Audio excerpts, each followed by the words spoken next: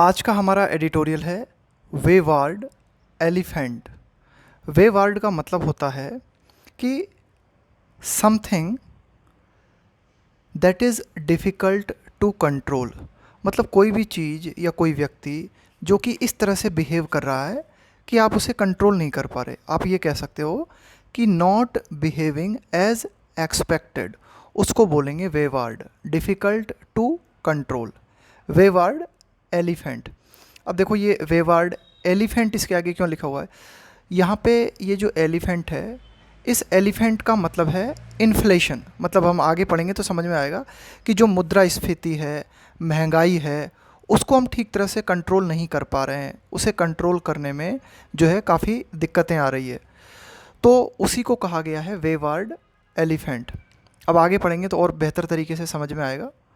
Price stability must remain non negotiable. कोई भी चीज़ जो नेगोशिएबल है, इसका मतलब है आप उसका मोल भाव कर सकते हो, उसके ऊपर बातचीत कर सकते हो, है ना, उसके ऊपर विवाद कर सकते हो।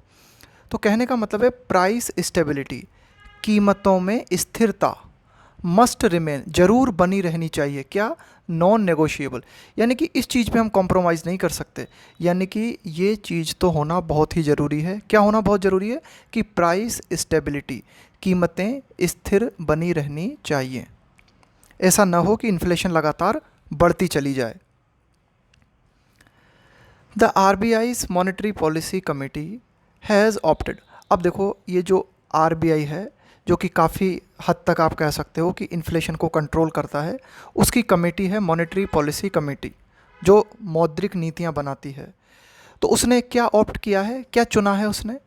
To keep the benchmark policy repo rate unchanged. देखो रेपो रेट, यानी कि रेपो रेट का मतलब है ब्याज की वह दर जिस पर आरबीआई अन्य बैंकों को उधार देता है, उसको हम बोलते हैं repo rate.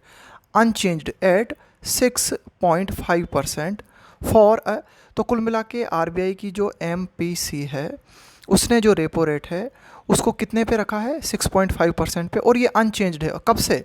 For a 7th consecutive meeting, कि लगातार ये जो 7वीं मीटिंग हुई है, कंजिक्यूटिव का मतलब होता है लगातार, कि एमपीसी की लगातार ये जो 7वीं मीटिंग हुई है, इस 7वीं मीटिंग में भी रेपो रेट को अनचेंज्ड रखा गया है। कितनी रखी गई है? 6.5%। साइटिंग, साइटिंग का मतलब होता है हवाला देते हुए। मतलब आप कुछ कर रहे हो तो उसका कारण बताते हुए, हवाला देते हुए। Citing food price pressures that are impeding. Impede का मतलब होता है बाधा डालना, रुकावट डालना। तो क्या हवाला दिया है आरबीआई की एमपीसी ने? एमपीसी का कहना है कि जो फूड प्राइस प्रेशर है, यानी कि ये जो खाने पीने की वस्तु हैं, इनके ऊपर कीमतों का जो दबाव बना हुआ है, यानी कि इनमें जो महंगाई बनी हुई है, तो ये जो फूड प्राइस प्रेशर्स है दैट आर इम्पीडिंग इट्स एफर्ट। तो ये जो फूड प्राइस है, इनकी कीमतें जो लगातार बढ़ रही हैं, ये रुकावट डाल रही है। किस चीज़ में? एमपीसी के एफर्ट्स में। कौन से efforts? To slow inflation to the 4% target. MPC क्या चाह रही है कि जो इन्फ्लेशन है, जो मुद्रास्फीति है, महंगाई है, उसे स्लो करना चाह रही है। कहाँ लाना चाह रही है महंगाई को? कि वही वो 4% पे आ जाए, है ना। ये टारगेट है एमपीसी का। लेकिन इस टारगेट को पूरा करने में जो बढ़ती हुई भोजन या खाद्य पदार्थों की कीमतें हैं, वो रुकावट डाल रही हैं। तो 4% target on a durable basis. तो टारगेट है एमपीसी का कि भाई इन्फ्लेशन जो है वो 4% बनी रहे। और ये टारगेट कैसा होना चाहिए? On a durable basis. Durable का मतलब हुआ टिकाऊ, यानी कि लंबे समय तक आधार, है ना। हम ये चाहते हैं कि भाई जो हम 4% इन्फ्लेशन लाना चाह रहे हैं, ये टिकाऊ हो, सस्टेन कर पाए और लंबे समय तक बनी रहे। Explaining the rate decision and the MPC's resolve to keep. Explaining, इस बात को एक्सप्लेन करते हुए, किस चीज़ को? रेट डिसीजन, कि भाई ये जो रेट का डिसीजन लिया गया है, रेपो रेट का जो भी डिसीजन लिया गया है, एंड द एमपीसी, और ये जो मॉनेटरी पॉलिसी कमेटी है, उसका संकल्प। रिजॉल्व का मतलब होता है किसी चीज़ को डिसाइड कर लेना, तय कर लेना। तो क्या तय कर लिया है एमपीसी ने?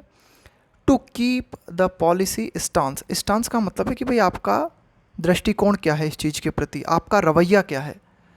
फोकस्ड ऑन, तो एमपीसी ने ये डिसाइड किया है कि उसकी पॉलिसी जो है वो इस बात पे फोकस्ड रहेगी, on the two keep the policy stand focus on the withdrawal of accommodation. Withdrawal का मतलब होता है वापस ले लेना, अकोमोडेशन का मतलब होता है एडजस्टमेंट। देखो पहले क्या कर रहे थे कि भाई लगातार जो है रेपो रेट को लगातार एडजस्ट कर रहे थे, तो अब आरबीआई की एमपीसी ने डिसाइड किया है कि भाई ये जो अकोमोडेशन वाली पॉलिसी है इसको जो है रहने दिया जाए, है ना, इसको इस बात पे फोकस्ड किया है on the withdrawal of accommodation, कि ये जो अकोमोडेशन की नीति है इसे विड्रॉ कर लिया जाए, इसे पीछे ले लिया जाए। RBI governor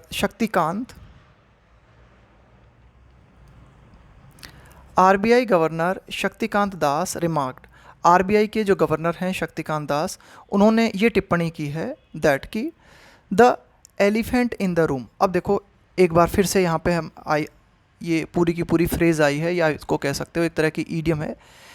elephant in the room का मतलब होता है कोई बड़ी समस्या जो कि बिल्कुल सामने नज़र आ रही है लेकिन उस पर डिस्कशन नहीं किया जा रहा है, उसको लोग अवॉइड कर रहे हैं, जानबूझ के अवॉइड कर रहे हैं।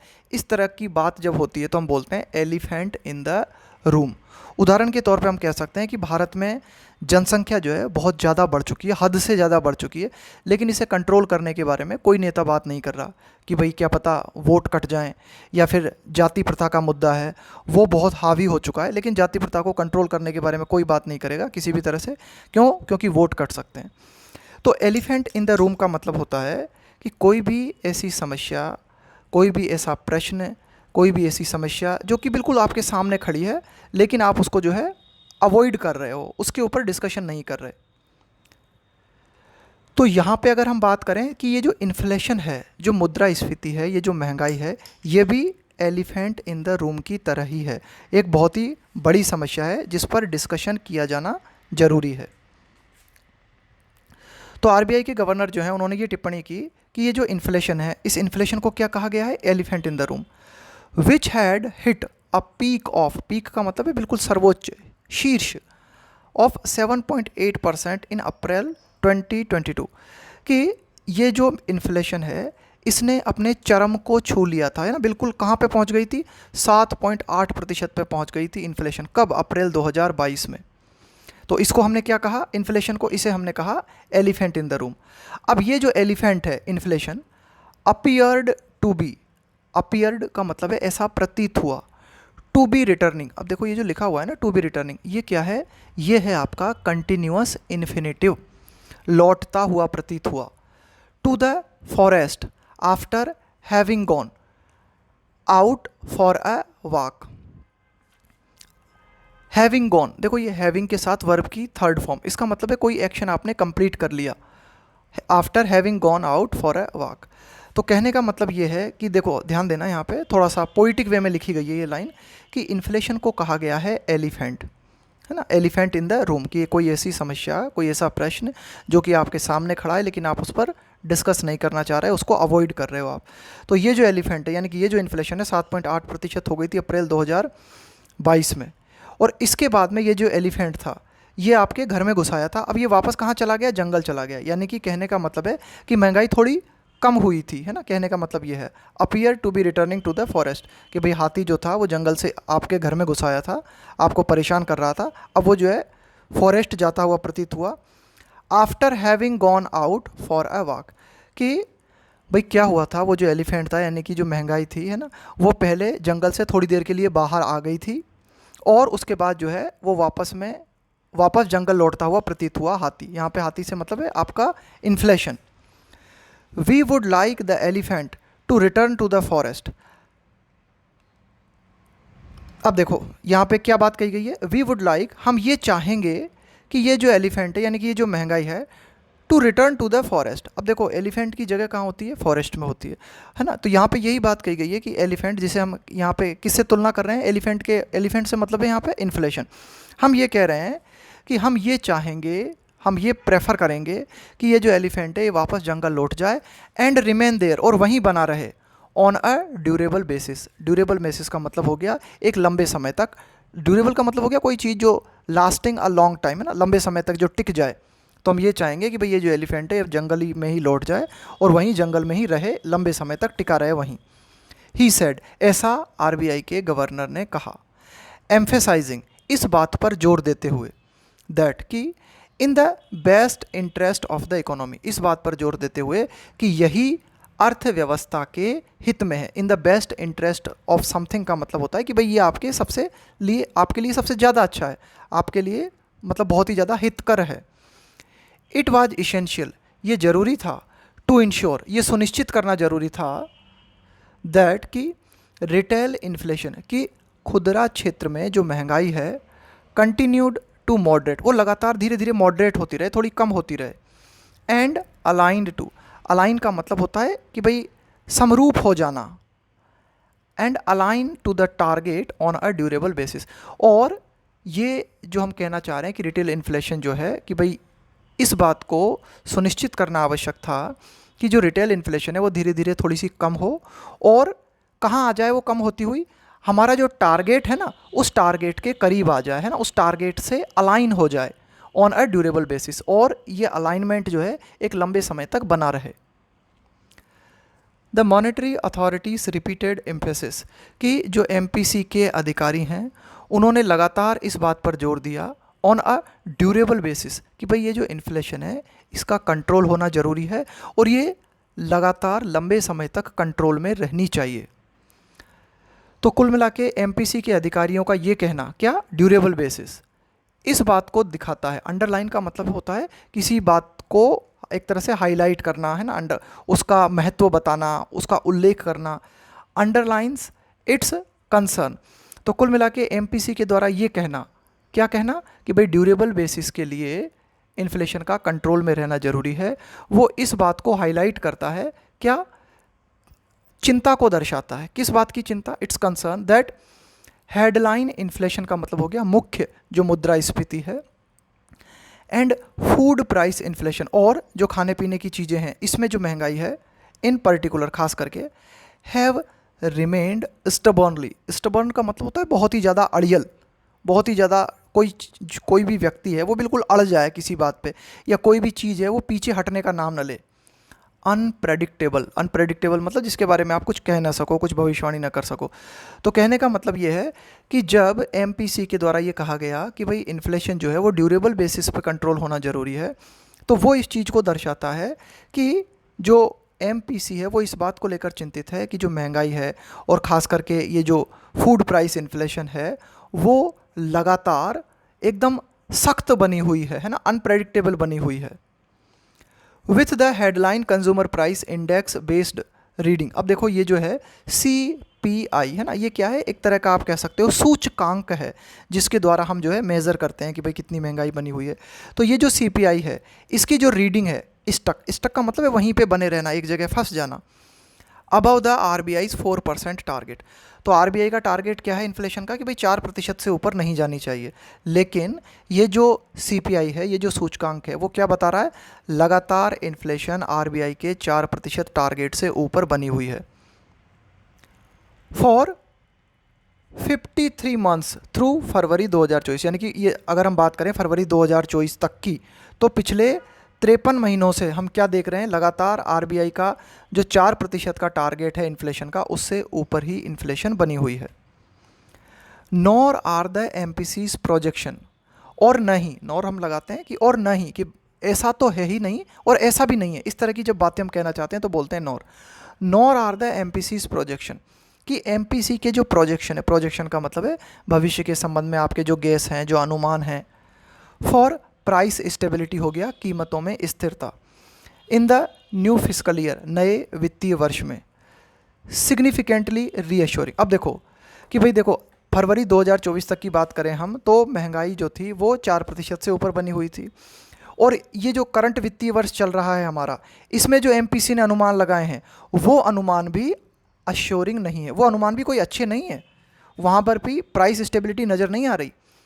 सिग्निफिकेंटली मतलब काफ़ी हद तक, रीअश्योरिंग का मतलब है आश्वस्त करने वाले, यहाँ पे देखो नॉर लगा हुआ है। तो कुल मिला के इस करंट वित्तीय वर्ष के लिए इन्फ्लेशन के रिगार्डिंग एमपीसी के जो प्रोजेक्शंस हैं वे भी अश्योरिंग नहीं हैं। इन टर्म्स ऑफ का मतलब है कि भाई इस रूप में अगर हम बात करें, in terms of the target, कि जो 4% इन्फ्लेशन का टारगेट है, इस टारगेट के संबंध में अगर हम बात करें तो कुल मिला के जो सीनेरियो है वो अच्छा नज़र नहीं आता।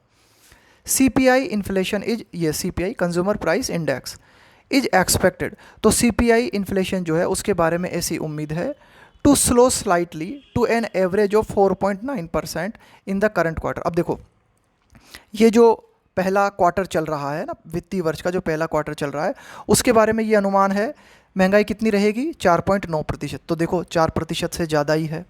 देन इसके बाद जो नेक्स्ट क्वार्टर होगा उसके बारे में क्या अनुमान है, देन डिसलरेट का मतलब है कमी आना, मार्केडली का मतलब होता है सिग्निफिकेंटली, है ना, उसको हम बोलते हैं मार्केडली, उल्लेखनीय रूप से, decelerate markedly and dip below target to 3.9% in Q2।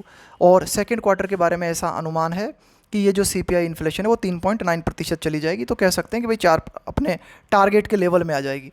Before quickening का मतलब है फिर से तेजी आना, again to 4.6% and 4.5% in Q3 and Q4 respectively का मतलब होता है क्रमशः।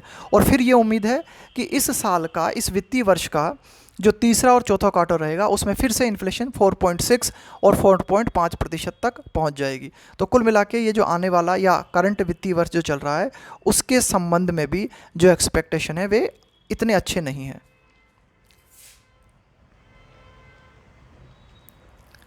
द MPC इज़ हाउएवर का मतलब होता है हालांकि, तो हालांकि MPC जो है मोर कॉन्फिडेंट, इस बारे में कॉन्फिडेंट है, इस बारे में आश्वस्त है, अबाउट किस बारे में, द आउटलुक का मतलब होता है नज़ारा, scenario, for economic growth in the 12 months through March 2025। अब देखो मार्च 2025 तक का ये जो 12 महीने का जो इकोनॉमिक ग्रोथ रहेगी, जो आर्थिक वृद्धि रहेगी, है ना, तो इसका जो आउटलुक रहेगा, इसका कैसा नज़ारा रहेगा, उसके बारे में MPC जो है काफ़ी कॉन्फिडेंट है। इसे लग रहा है कि भाई जो है अर्थव्यवस्था प्रोग्रेस करेगी।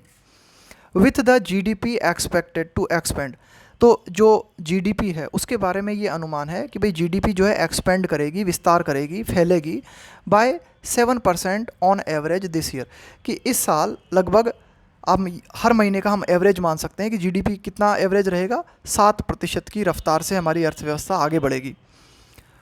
फॉर दिस, इसके लिए इट साइट का मतलब हवाला देना, अ मल्टीप्लिसिटी ऑफ फैक्टर्स का मतलब हो गया कई सारे कारक। तो कुल मिला के भाई GDP के बारे में MPC का कहना है कि 7% एवरेज जो है रहेगी और काफ़ी ठीक ठाक जो है हमारी अर्थव्यवस्था ग्रो करेगी। तो उसके लिए क्या कारण बताए गए हैं, कई सारे कारण बताए गए हैं, कई सारे कारणों का हवाला दिया गया है, मल्टीप्लिसिटी ऑफ फैक्टर्स जो है बताए गए हैं।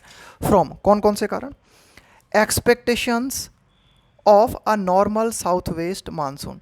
अब देखो एक तो ये उम्मीद है कि भाई जो साउथ वेस्ट मानसून होता है, जो दक्षिण पश्चिम मानसून होता है वो नॉर्मल रहेगा, है ना, एक तो ये एक्सपेक्टेशन है। दैट इट पॉजिट का मतलब होता है आधार बनाना, आप कोई बात कहना चाहते हो उसके लिए आपका क्या आधार है, दैट इट पॉजिट। अब ये जो साउथ वेस्ट मानसून है ये अच्छा रहेगा, इस बात को आधार बनाया है MPC ने, और ये कहा है कि ये जो मानसून रहेगा विल बूस्ट का मतलब होता है और तेजी लाना, है ना, किसी चीज़ को और प्रोत्साहित करना, बूस्ट एग्रीकल्चर एक्टिविटी, कि भाई जब साउथ वेस्ट मानसून अच्छा रहेगा तो ये जो एग्रीकल्चरल एक्टिविटी है, जो कृषि गतिविधि है, उसको जो है प्रोत्साहन मिलेगा, बढ़ावा मिलेगा, एंड रूरल डिमांड, और जब एग्रीकल्चरल एक्टिविटी बढ़ेगी तो रूरल डिमांड जो है वे भी बढ़ेंगी, टू सस्टेन्ड मोमेंटम। इसके अलावा और क्या उम्मीद है MPC को कि भाई सस्टेन्ड मोमेंटम का मतलब हो गया चाल, सस्टेन का मतलब है लगातार एक सा बने रहना, और जो चाल है प्रोग्रेस की वो भी एक सी बनी रहेगी। किन क्षेत्र में, in the manufacturing and services sector, कि भाई अगर हम बात करें निर्माण क्षेत्र की और सेवा क्षेत्र की तो इनमें भी जो मोमेंटम है वो बना रहेगा, ऐसी MPC को उम्मीद है। इट आल्सो पॉइंट्स, अब देखो MPC जो है इस ओर भी इशारा करती है, the RBI's March round of the consumer confidence survey. देखो ये जो कंज्यूमर कॉन्फिडेंस सर्वे है ये RBI के द्वारा किया जाता है, इससे ये पता लगाया जाता है कि भाई जो भी उपभोक्ता है उसका अर्थव्यवस्था में कितना कॉन्फिडेंस है। तो RBI के द्वारा मार्च में जो सर्वे किया गया उस सर्वे का भी हवाला MPC ने दिया है। ये सर्वे इस बात को इंडिकेट करता है, इस बात को दिखाता है दैट कि urban households are less pessimistic. Pessimistic का मतलब होता है निराशावादी, ऑप्टिमिस्टिक का मतलब होता है आशावादी, अबाउट द करंट सिचुएशन। तो कुल मिला के ये जो सर्वे किया गया, ये सर्वे में ये इंडिकेशन हमें देखने को मिला कि जो शहरी परिवार हैं वो कम निराशावादी हैं। किस बात के प्रति? करंट सिचुएशन की वर्तमान परिस्थिति के प्रति उनमें कम निराशा है। एंड एंटिसिपेट, एंटिसिपेट का मतलब होता है ये अनुमान करना कि भाई ऐसा होगा, ये गैस करना। इम्प्रूवमेंट, और जो ज़्यादातर अर्बन परिवार हैं वो ये एंटिसिपेट कर रहे हैं, वो ये मान के चल रहे हैं कि इम्प्रूवमेंट देखने को मिलेगा इन 1 ईयर्स टाइम ऑन ऑल 5 की पैरामीटर्स सर्वेड। पैरामीटर का मतलब हो गया मापदंड, कि वे सारे मापदंड जिनको लेकर सर्वे किया गया, कि भाई पैरामीटर्स होते हैं ना, कोई भी क्या क्या मापदंड हैं, आपने किन किन बातों का सर्वे किया है, कौन कौन से आपके पॉइंट्स हैं, तो जो भी पैरामीटर्स थे जिनके ऊपर, जिन पैरामीटर्स को लेकर सर्वे किया गया, तो उन 5 पैरामीटर्स के बारे में 1 साल की अगर हम बात करें तो उनमें इम्प्रूवमेंट्स देखने को मिलेगा, ऐसा कॉन्फिडेंस कंज्यूमर्स का नज़र आया। मॉनेटरी पॉलिसी मेकर्स, तो ये जो मौद्रिक नीति निर्माता हैं, असर्ट, असर्ट का मतलब होता है अपनी बात को जो है और मजबूती से रखना, किसी बात को है ना स्ट्रांगली रखना। दैट, तो जो मॉनेटरी पॉलिसी मेकर्स हैं वो ये असर्ट करते हैं दैट इम्प्रूविंग इनकम्स, कि इनकम को इम्प्रूव करना, and a rise in readiness, rise का मतलब है बढ़ोतरी होना, रेडीनेस का मतलब हो गया तत्परता, to spend on non essentials, augur well, augur well का मतलब है शुभ संकेत देना, ऑगर वेल का मतलब है अच्छे संकेत देना। तो कुल मिला के मॉनेटरी पॉलिसी मेकर जो हैं उन्होंने इस बात को भी कहा है कि भाई इनकम को इम्प्रूव करना, इसके अलावा इस चीज़ में बढ़ोतरी होना, किस चीज़ में? इस तत्परता में बढ़ोतरी होना। स्पेंड का मतलब है खर्चा करना। नॉन इसेंशियल्स आइटम्स का मतलब हो गया, एक तो होता है कि भाई आपको खाने पीने की वस्तुएं हैं, कपड़ा है, ये तो इसेंशियल्स में आ गए जो बहुत ही ज़रूरी हैं आपके लिए, और नॉन इसेंशियल्स में आपके लग्जरी आइटम्स आ गए, आपको एसी लगवानी है, कार खरीदनी है, तो इनको नॉन इसेंशियल्स में ले लेंगे हम। तो कुल मिला के कहने का मतलब है जब इनकम बढ़ेगी तो ये तत्परता है ना, इस बात के लिए लोग रेडी रहेंगे, क्या खर्चा करने के लिए वे रेडी रहेंगे, किन चीज़ों पर? नॉन इसेंशियल्स पर। तो जब लोग नॉन इसेंशियल्स पे खर्चा करेंगे तो ये शुभ संकेत देता है, किस चीज़ के लिए? फॉर अ स्ट्रेंथनिंग का मतलब है मजबूती आना, इन प्राइवेट कंजम्पशन। तो कुल मिला के इससे अच्छे संकेत मिलते हैं कि जो प्राइवेट कंजम्पशन है, जो निजी उपभोग है, उसमें और मजबूती देखने को मिलेगी। अब ये विच किसके लिए आया है? यहाँ पे विच आया है प्राइवेट कंजम्पशन के लिए, निजी उपभोग के लिए, कि ये जो प्राइवेट कंजम्पशन था विच हैज़ बिन स्ट्रगलिंग, यहाँ हमें कई समय से जो है संघर्ष देखने को मिल रहा था, यानी कि प्राइवेट कंजम्पशन जो है वो कमज़ोर था, इतना ज़्यादा उपभोग नहीं हो रहा था।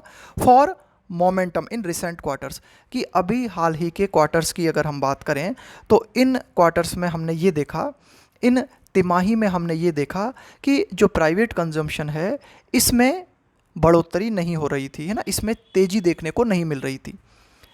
It is the expectation of strong growth that gives the RBI the policy space. तो ये जो एक्सपेक्टेशन है, ये जो उम्मीद है कि भाई स्ट्रॉन्ग ग्रोथ देखने को मिलेगी, तो इस एक्सपेक्टेशन के दम पे ही जो आरबीआई है उसे एक स्पेस मिला है, एक जगह मिली है पॉलिसी बनाने की। किस तरह की पॉलिसी बनाने की? कि आरबीआई जो है फोकस कर सके किस चीज़ पे? ऑन टारगेटिंग इन्फ्लेशन, कि वो जो है इन्फ्लेशन को टारगेट कर सके, इन्फ्लेशन को कंट्रोल में लाने के लिए प्रयास कर सके, ऐसा आरबीआई के गवर्नर मिस्टर दास ने कहा। Only too aware that sticky inflation. अब देखो ये जो लिखा हुआ है ना, इसको थोड़ा सा ध्यान से देखना, कि ये जो लिखा हुआ है ना ओनली टू, इसका प्रयोग हम कब करते हैं? ओनली टू, इसका प्रयोग हम करते हैं इस बात पर जोर देने के लिए, मतलब ये बताने के लिए कि कोई चीज़ कितनी हद तक है, मतलब कोई भी चीज़ जो है किस हद तक है उसको दिखाने के लिए, जोर देने के लिए, ठीक है। ओनली टू अवेयर दैट, तो इस बात के प्रति बहुत ही ज़्यादा अवेयर होना कि स्टिकी इन्फ्लेशन, स्टिकी इन्फ्लेशन का मतलब है कोई इन्फ्लेशन जो पीछे आने का नाम नहीं ले रही, एक जगह बिल्कुल फिक्स हो गई। हैज़ नॉट ओनली डैम्पन्ड, डैम्पन का मतलब है कमी लाना, कमी कर देना किसी चीज़ में।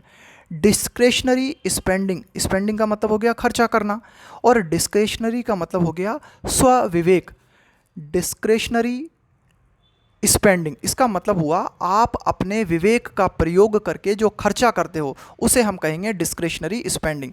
सो फार का मतलब हो गया अब तक। तो कुल मिला के अगर हम ये देखें कि ये जो स्टिकी इन्फ्लेशन थी इसने न केवल कमज़ोर किया है किस चीज़ को, स्पेंडिंग को कमज़ोर किया है, लेकिन साथ ही साथ इस इन्फ्लेशन ने और क्या किया है, ये इन्फ्लेशन जो है लेड का मतलब है कारण बनना, ये इन्फ्लेशन कारण बनी है किस चीज़ का, टू अ शार्प सर्ज का मतलब होता है बढ़ोतरी होना, शार्प का मतलब हो गया तीव्र तीखा, in personal loans for meeting essential expenditure. और ये इन्फ्लेशन जो है कारण बनी है किस चीज़ का, कि बहुत ही तेज़ी से हमें वृद्धि देखने को मिली है किस चीज़ में, पर्सनल लोन में। क्यों पर्सनल लोन लोगों को लेने पड़े, किस चीज़ के लिए, फॉर मीटिंग इसेंशियल एक्सपेंडिचर, कि जो ज़रूरी खर्चा होता है ना, ये जो लिखा हुआ है ना इसेंशियल एक्सपेंडिचर, एक्सपेंडिचर का मतलब हो गया आपका खर्च, कि आवश्यक वस्तुओं पे जो खर्च किया जा रहा है उसे हमने कहा इसेंशियल एक्सपेंडिचर, कि इसेंशियल एक्सपेंडिचर को मीट करने के लिए, मीटिंग का मतलब है पूरा करने के लिए, उन्हें पूरा करने के लिए लोगों को पर्सनल लोन भी लेना पड़ा, इसमें भी जो है बढ़ोतरी देखने को मिली। तो देखो इस महंगाई के कारण हमें कितनी प्रॉब्लम्स हुई। पहली बात कि ये जो डिस्क्रेशनरी स्पेंडिंग होता है, डिस्क्रेशनरी स्पेंडिंग का मतलब हुआ कि भाई आप खुद तय करोगे स्वविवेक से कि आपको किस पे खर्च करना है किस पे नहीं करना है।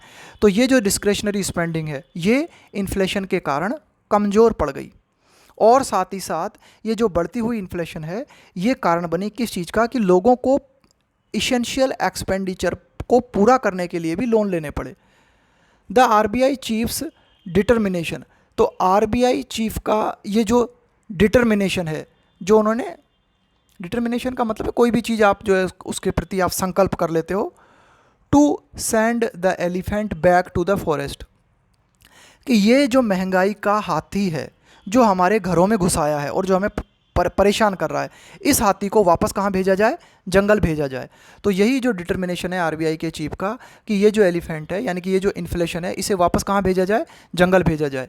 अगर हमने इसे जंगल नहीं भेजा, यानी कि अगर हमने इस इन्फ्लेशन को कंट्रोल नहीं किया तो इस बात का रिस्क बढ़ जाएगा, किस बात का, सीइंग, फिर हमें ये देखना पड़ेगा क्या, सीइंग ग्रोथ लूज मोमेंटम, कि जो वृद्धि है अर्थव्यवस्था में, जो वृद्धि है वो खो देगी किस चीज़ को, अपने मोमेंटम को खो देगी, अपने चाल को खो देगी, यानी कि अर्थव्यवस्था जो है वो ढीली पड़ जाएगी अगर हमने इस एलिफेंट को कंट्रोल नहीं किया, अगर हमने इस इन्फ्लेशन को कंट्रोल नहीं किया।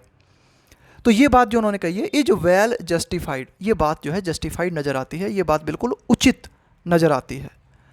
Price stability can and must be non negotiable, price stability का मतलब हो गया मूल्यों में स्थिरता, यानी कि महंगाई का कंट्रोल में रहना। तो महंगाई का कंट्रोल में रहना यानी कि जो प्राइस स्टेबिलिटी है वो होनी ही चाहिए और बनी रहनी चाहिए, क्या, can and must be non negotiable, non negotiable का मतलब है इस बात पे बिल्कुल भी कंप्रोमाइज़ नहीं किया जा सकता, प्राइस स्टेबिलिटी हर हाल में ज़रूरी है। तो ये था हमारा आज का एडिटोरियल।